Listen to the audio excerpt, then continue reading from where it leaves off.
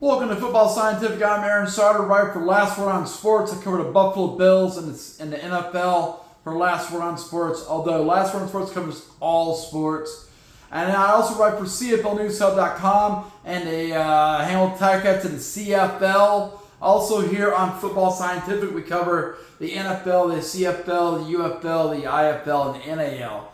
But today, we're just going to do an odds and ends show as we prepare for Week 4 of the NFL season starting tomorrow night with the Seahawks and Arizona Cardinals getting on Thursday Night Football. Week 5 of the college football season starts tomorrow night. We'll talk about those matchups tomorrow before those matches happen. But tonight, we're just going to focus on the odds and ends of what's happening in the NFL and the CFL, the IFL, and the NAL is making some moves. Their schedule came out. So we'll have lots to talk about there. With that in mind, I am joined by my co-host, Tyler the Tiger. Tyler the Tiger here, ready to go. Heard there's a lot of NAL news. Not used to saying that. A lot of NAL news. I guess they're getting ready to play, aren't they? Yeah, I guess they are getting ready to play. You're right. Okay, they changed their format of the league a little bit, so should be pretty fun. All right, so first NFL news. Green Bay Packers right tackle Zach Tom is likely to be out versus the Cowboys this week. He suffered an oblique injury against the Cleveland Browns. Washington Commanders quarterback Jaden Daniels has been getting some limited practice time this week. He may come back, but it seems like he's still a week away from coming back, which is kind of a downer for my fantasy team. New York Giants head coach Brian Daboll has confirmed quarterback 1 is Jackson Dart the rest of the season. Quarterback 2 is Russell Wilson backing him up. That's going to happen for the rest of the year. The pressure Daboll has succumbed to the pressure. Eagles are making a ton of moves right now.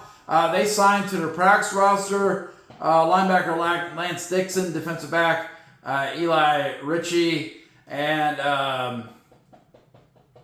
wide receiver Quez Walters. Okay, so why did they do that? Well, they have a bunch of injuries. So they placed outside linebacker Nolan Smith on the injured list. He's got an injury that's going to last a little while. Next. Let's see, who else is on the injured list? They got cornerback Ja'Cory Bennett and wide receiver Darius Cooper. Okay, so they signed Marcus Epps, tight end Cam Little, and then cornerback Perry Nickerson to their active roster. Then they signed Dixon and Ritchie and Walters to their practice rosters. Who are trying to, compensate for injuries. That's something that happens this time of year. You get some attrition going on. That's one of those things off the field.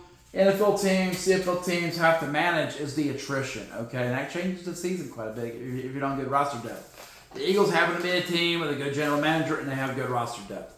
San Francisco 49ers quarterback Brock Purdy looks like he's getting ready to come back. He's getting more practice time in. He may still be a week out, especially since they're 2-0 without him. But I could see him coming back pretty soon. Washington Commanders had 2 players out of practice today. Running back Bill Krosky-Merritt and wide receiver Terry McLaurin, which hurts my fantasy team. Tennessee Titans quarterback Cam Ward had limited participation today. He's dealing with a couple injuries. It's getting that time of year, where everyone's going to be beat up. Detroit Lions signed tight end Ross Dwelly to their active roster, and they signed defensive line Quentin Jefferson to their practice squad, just trying to make up for some injuries along the way. Baltimore Ravens head coach John Harbaugh says defense tackle Nenadi Matabuik is out for the season, neck injury. Kansas City wide receiver Xavier Worthy should be back. He's getting full participation. He should be back against the Ravens this week. Okay, that's good for fantasy owners to have Xavier Worthy, which is not me.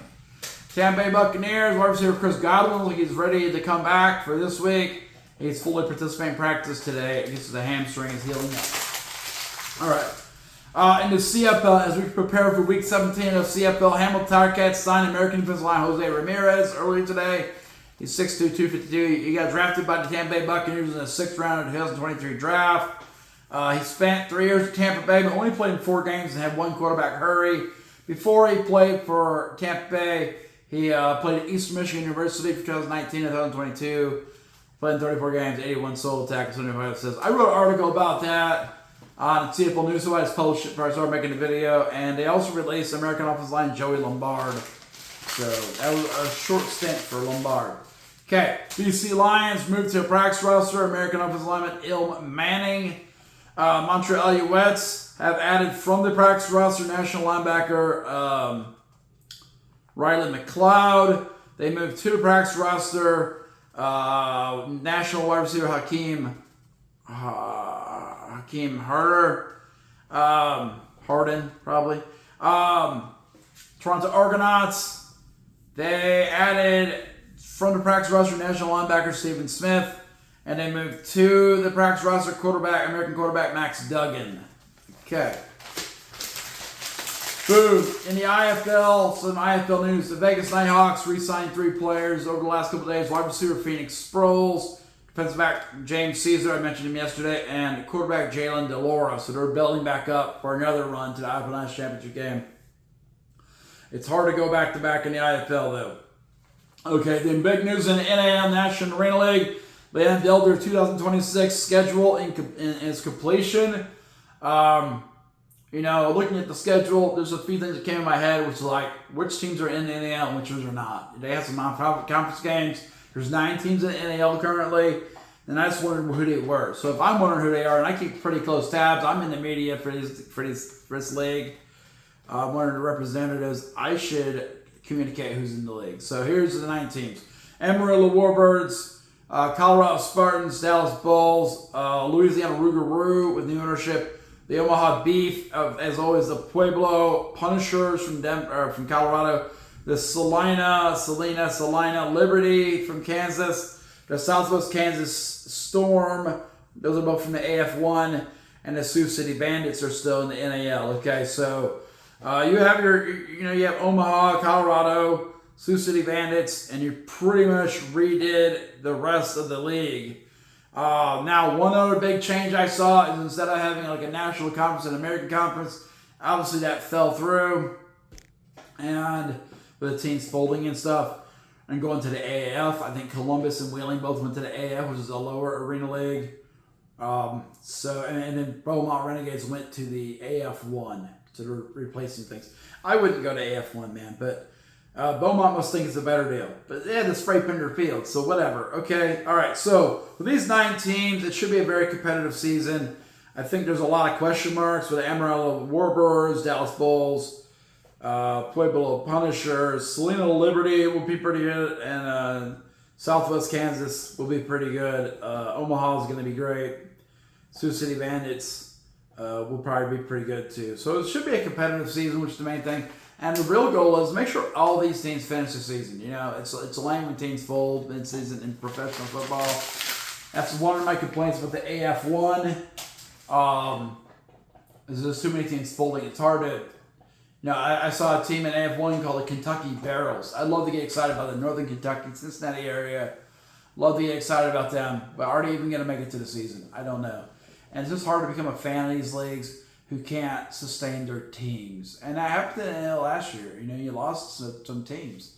And that's really lame, especially like the Carolina Cobras, who have been a powerful team in the league and now they're done. So, that's kind of lame.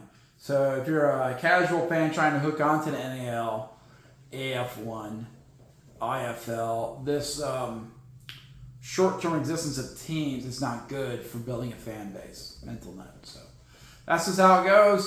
That's the world of indoor football. NFL, CFL is a lot more stable, but the indoor football, it's fun because it's not stable, I guess what I would say from a fan of indoor football for a long time, arena football and all kinds of indoor football. I love it because it's not stable, because it's crazy. And I like crazy a little bit, All right, remember, check out Last Word on Sports. Look at my Buffalo Bills articles. Feel good about those. Well, the pregame article coming up when they play the Saints this week. And then Hamilton Tiger Cats play against Winnipeg. They have a chance to clinch their playoff spot. They beat Winnipeg, which they should do. Zach Collaros is coming back to the field. Former Tiger Cat, former Bearcat. We'll see how he does. And also, subscribe to the channel. I had a subscriber who subscribed and then they quit. They must have saw my power rankings and they gave up NFC power rankings, AFC power rankings.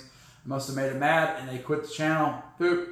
But come on back. Okay, come on back. And bring your friends. Let's have everyone subscribe to the channel and let's like the video and you get more videos. Okay, tomorrow we'll talk about the Thursday night matchup between Arizona Cardinals and Seattle Seahawks. We'll talk about the college football matchup tomorrow. And we're getting ready for the CFL Week 17 to start on Friday. So that's the plan. For me, that's the end of Football Scientific for tonight. The portal is now closing. Bye-bye.